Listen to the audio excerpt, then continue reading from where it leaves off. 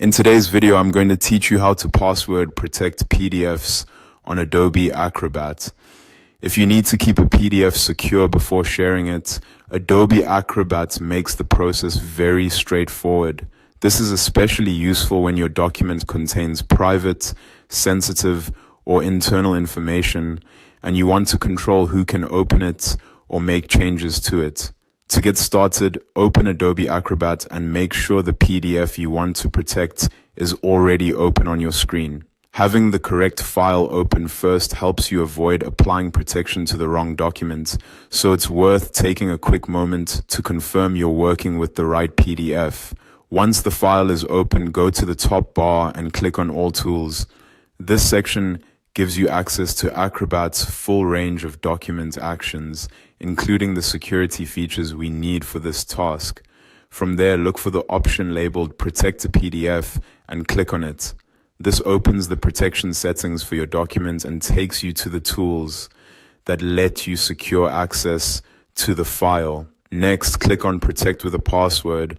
This tells Acrobat that you want to use password-based protection rather than any other security method. It's one of the simplest and most common ways to lock down a PDF. You'll then be asked what the password should be required for. At this point, choose one of the two options, viewing or editing. If you choose viewing, people will need the password just to open the file. If you choose editing, they'll be able to open it, but they'll need the password to make changes. Pick the option that best matches the level of protection you want. After that, click into the Type Password field and enter the password you want to use. Try to create a password that is secure but still memorable to you. A strong password is usually better than something short or obvious.